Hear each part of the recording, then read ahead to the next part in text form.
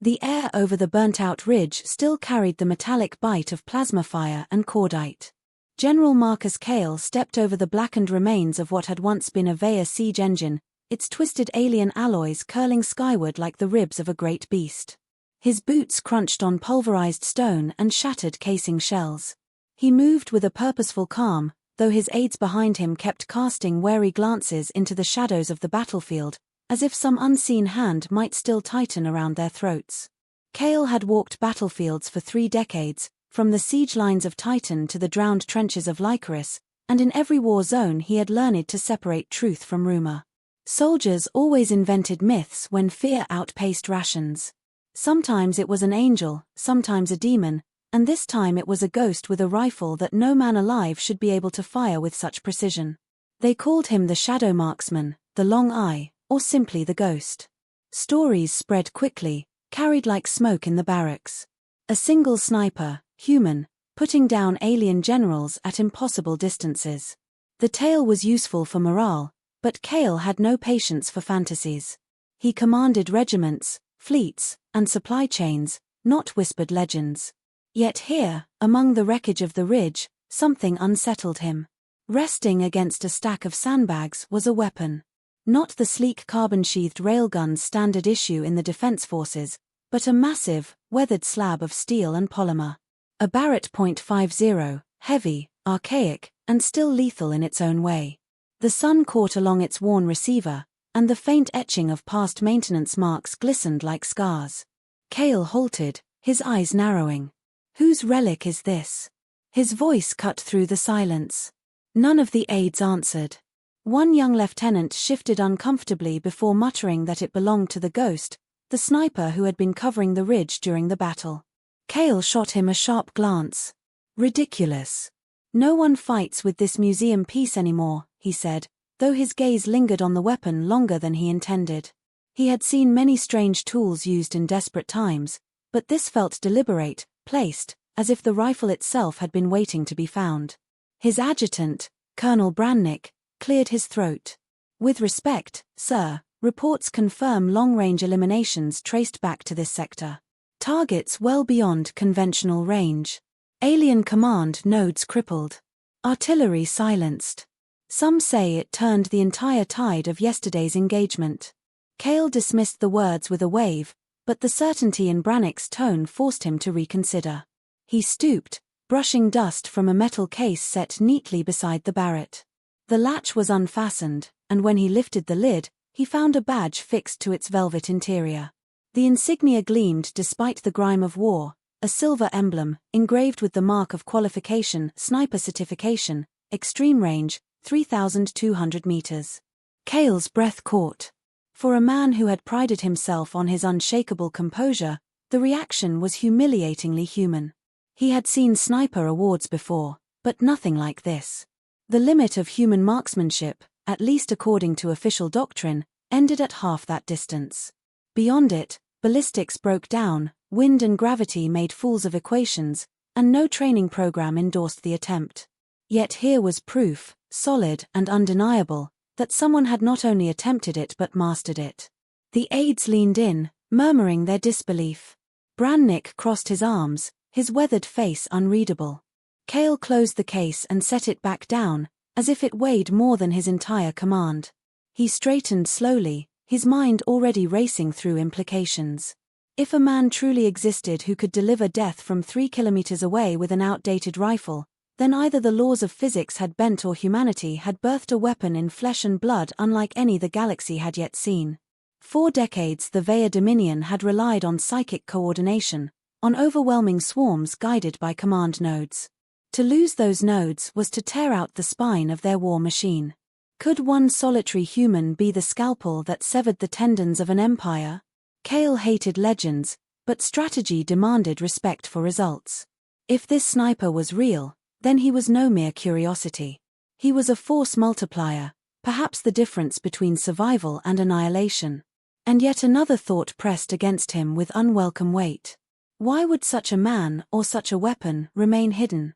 Why no records, no commendations, no chain of command that listed his name? Soldiers with extraordinary skill were paraded, celebrated, turned into banners to raise morale. But this figure lingered only as rumor. He left behind only the echo of his shots, the corpses of alien leaders, and relics like this rifle and badge, tokens that taunted authority. Kale found his fists tightening. He despised the manipulation of myth, yet he felt the cold truth nestling under his skin. His war, his army, his command, all might depend on a man who refused to be known. Brannick broke the silence. "Sir, permission to investigate further?"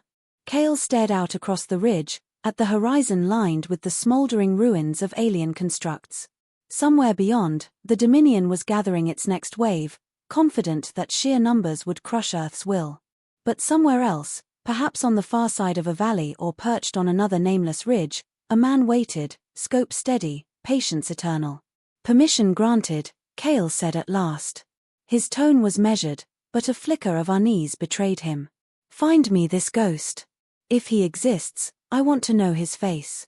If he does not, then I will know who thought it wise to deceive me with stories." The aides hurried to relay the order, though Kale barely noticed them go. His eyes returned once more to the battered Barrett, silent and immovable. He imagined it lifting, aiming, a single round traveling farther than any sane soldier dared attempt, threading chaos into order with nothing more than trigger pressure and certainty. He wondered what kind of man could embody such patience, such cold precision. For the first time in many years, General Marcus Kale felt the stirrings of doubt. Not in himself, not in his army, but in the assumption that he understood the full shape of this war. He closed his hands behind his back, his gaze sharp as the wind carried ash down the slope. A battle had been won here, that much was obvious. But the war itself might belong not to the weight of armies or fleets, but to a single unseen figure, a ghost that carried the war on his shoulder and in his scope. Kale turned away, his coat snapping in the acrid breeze. The aides quickened their pace to match his stride. The badge and rifle remained where they had been placed, silent witnesses to a truth that gnawed at certainty. For the first time in years, the general walked away unsettled, and though he would never admit it aloud, he felt as though someone out there had already taken measure of him from afar. The war stretched across continents and skies, its rhythm dictated by the relentless tide of the Vaya Dominion. Their fleets descended in waves, their ground forces poured like rivers of steel and flesh, and always the psychic hum of their command nodes drove them with unbreakable unity. To General Marcus Kale, the conflict was not measured in victories or defeats but in supply convoys that arrived or failed to arrive, in the number of soldiers who could still stand when dawn lit the horizon. Yet in the last year, the calculus of the war had shifted in ways even he could not deny. Entire offensives had collapsed when their alien commanders fell to invisible shots. The enemy's rhythm stuttered, their precision faltered, and Kale found himself commanding battles where humanity held the upper hand for the first time in a decade. He began to collect reports with the precision of a man accustomed to cutting through exaggeration. A Vaya general at Harrow Pass, struck down mid-broadcast, his forces scattering in confusion before the cameras of 1,000 stunned soldiers. An artillery column on Kestrel Ridge, silenced when its lead vehicle's power core was pierced from beyond the horizon. In every account the details were the same. No one saw the shooter, only the outcome. What had once been dismissed as propaganda began to feel like a pattern, a deliberate hand shaping the war. Kale's staff argued in quiet tones when they thought he was not listening. Some insisted the sniper was a fabrication devised by Earth Command to strengthen morale. Others claimed to have glimpsed a silhouette on distant ridges, or a flash no wider than a heartbeat in the storm of dust. Kale ignored the speculation and instead mapped the points on a star chart of his own making. Each confirmed strike aligned with a wider campaign, and the picture that formed was unmistakable. Someone, hidden and calculating, was guiding the course of the war with nothing but a rifle. The question was not whether such a man existed. The question was why he remained invisible. On long nights Kale paced the command tent, listening to the faint buzz of communications flowing from orbit down to his forward positions. He considered the logic of it. A soldier this skilled could alter battles far beyond his assigned unit, yet his name appeared in no rosters, his record absent from every archive. Perhaps he had deserted and now fought on his own terms. Perhaps he had been erased deliberately, kept hidden by Earth Command's intelligence arm. Either way, Cale disliked fighting a war where one of the most decisive elements remained outside his grasp. Brannick, ever the blunt voice, finally said what Cale had already been thinking. "Sir, you can command fleets and divisions, but you can't command a shadow. Either we bring him in or accept that we're fighting beside someone who answers to no one." The truth of that statement settled like lead. Cale knew the Dominion studied humanity as carefully as humanity studied them. If the aliens understood that their defeats were the work of a single man, they would hunt him with a precision Cale could not guarantee against. That knowledge alone made finding the sniper imperative. He was too valuable to be left to fate. One evening, as ash fell like snow beyond the fortifications of Bastion Outpost, Cale reviewed captured alien transmissions. They revealed confusion, fear even, in the otherwise unwavering Dominion ranks. Command nodes reported sudden silence from their leaders, psychic bonds severed in an instant. To the Veya, who fought as a collective mind, such disruptions bordered on terror. They did not understand the human concept of an individual acting alone with decisive effect.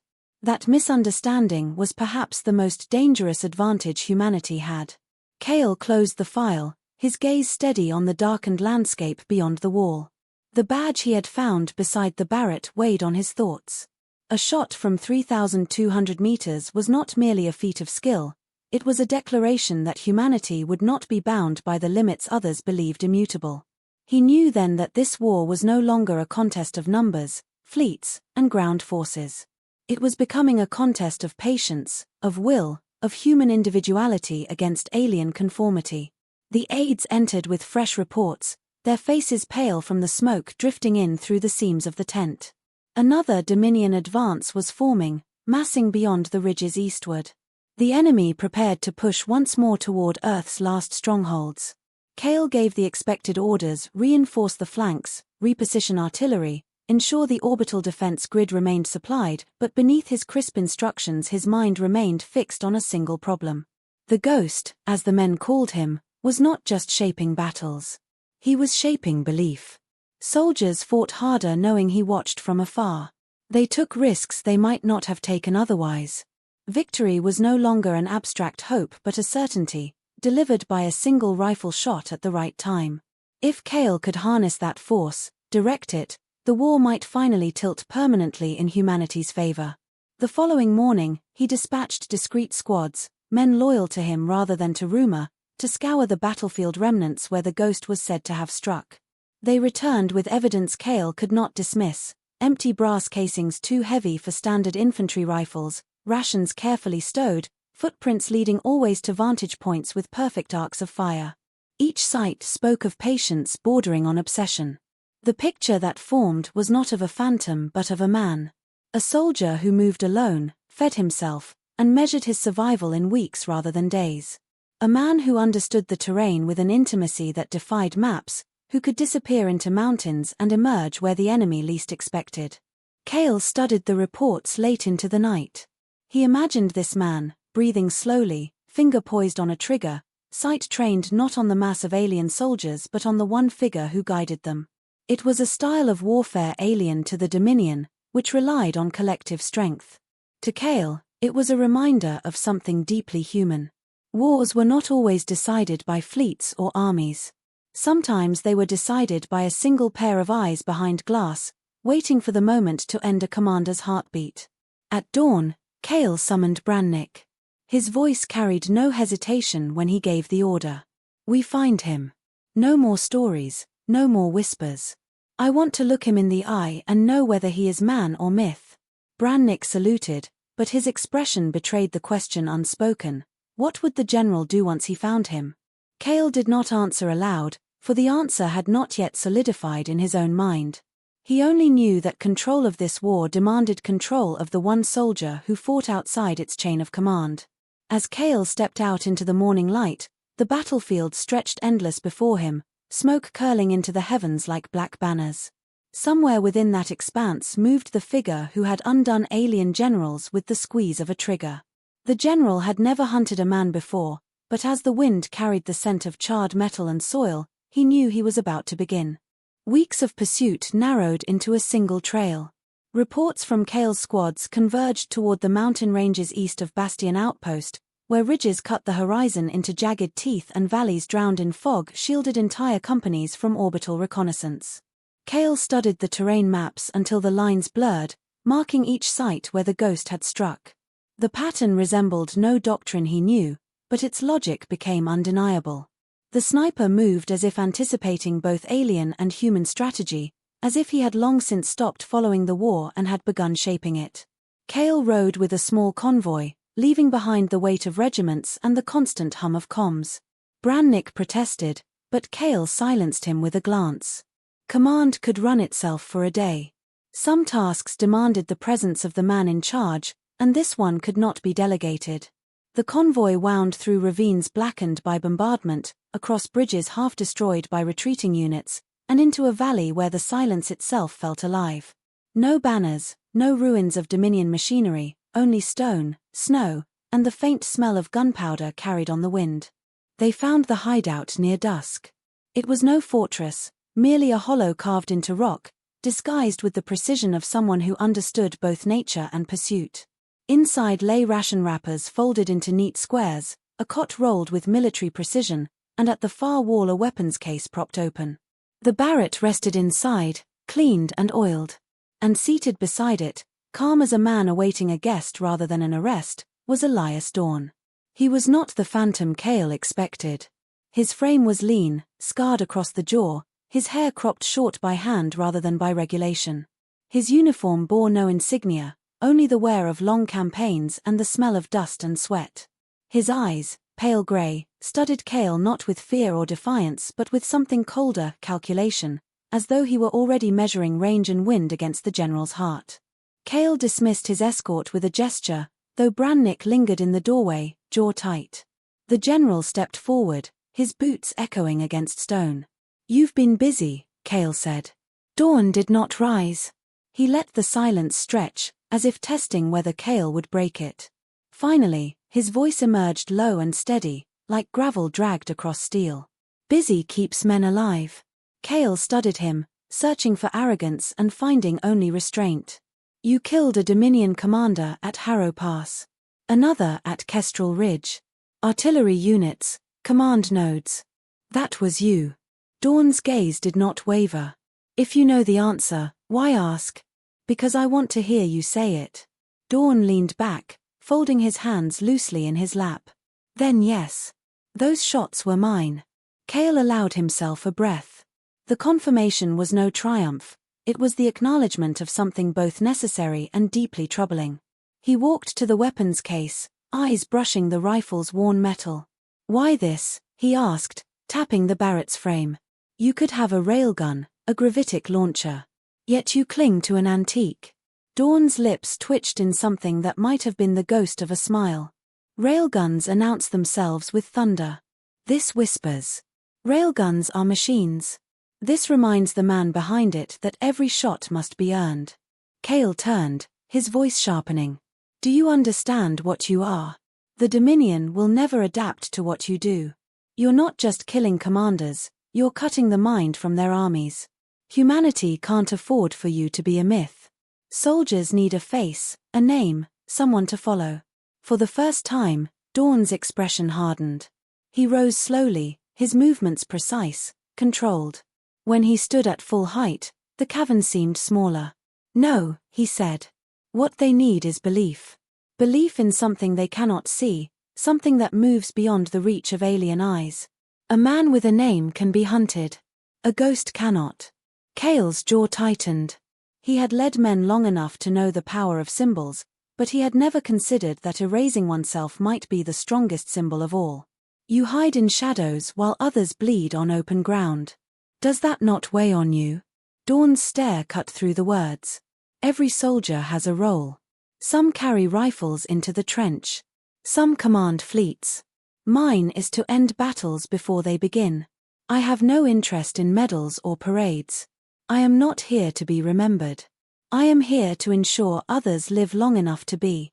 The words struck Kale harder than he expected.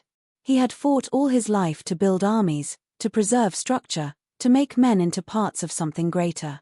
Yet here was a soldier who rejected the entire premise, who insisted that one pair of eyes and one rifle could equal divisions. And the evidence suggested he was right. Kale stepped closer, lowering his voice. You're not untouchable. The Dominion will notice. They'll put every sensor, every hunter, every psychic on you. When they find you, and they will, your legend will die with you. Dawn's reply came without hesitation. Then they'll learn that legends are not born from names. They're born from what men are willing to endure. If they kill me, someone else will take the shot. Because that's what we are. We wait, we watch, and when the moment comes, we strike. The conviction in his tone carried no arrogance, only a certainty that chilled Kale more than bluster ever could. For the first time, Kale glimpsed the truth of what made Dawn dangerous. It was not the rifle, not even his skill, but the patience to become nothing until the moment demanded everything. The general considered his next words carefully. His instinct was to order Dawn back into the ranks, to fold him into the machine of war where he could be accounted for and protected. But he knew such an order would be defied. Dawn was beyond discipline, beyond command, and trying to cage him would be as futile as ordering the wind to still.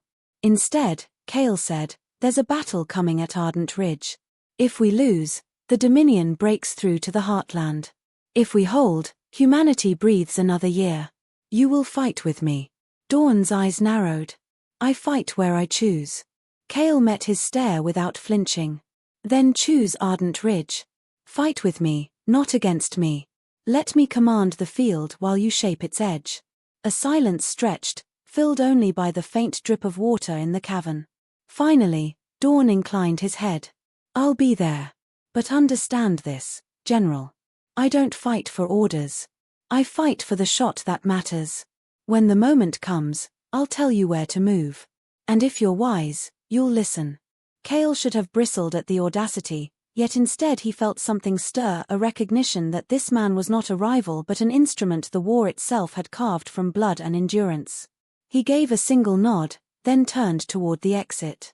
As the convoy rolled back through the valley, Brannick asked quietly, Sir, what did you see in him?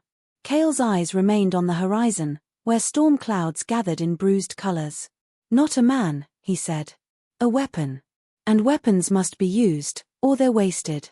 Yet even as he spoke, he knew Dawn was more than that.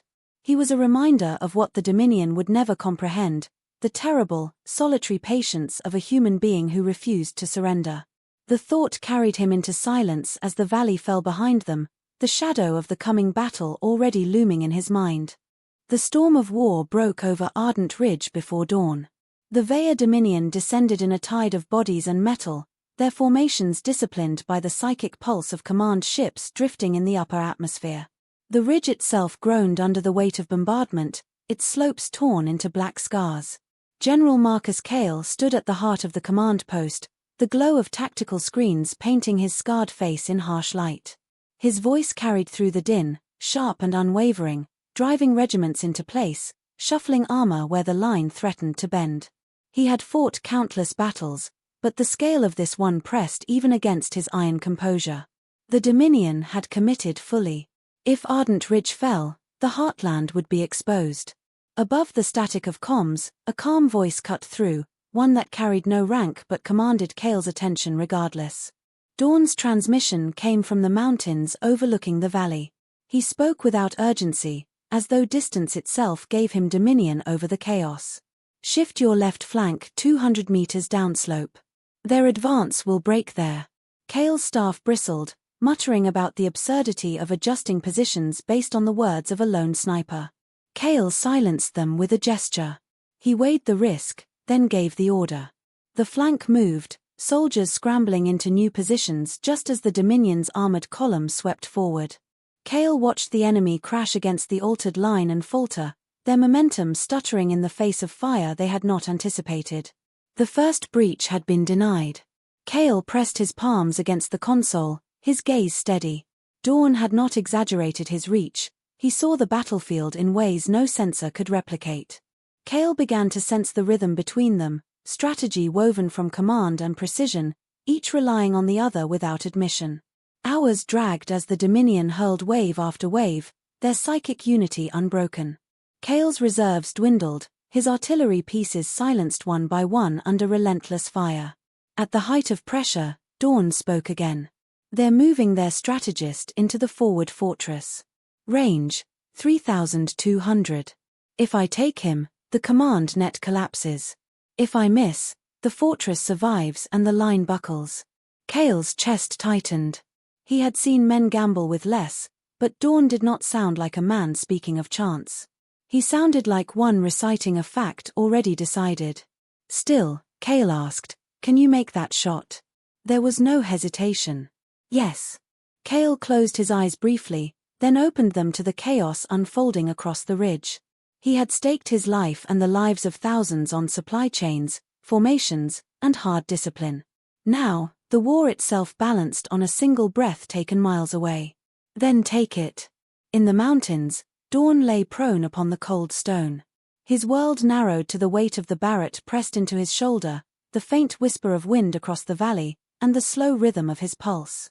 He adjusted for gravity altered by bombardment, read the tremor of smoke columns twisting the air, and fixed his sight on the alien strategist.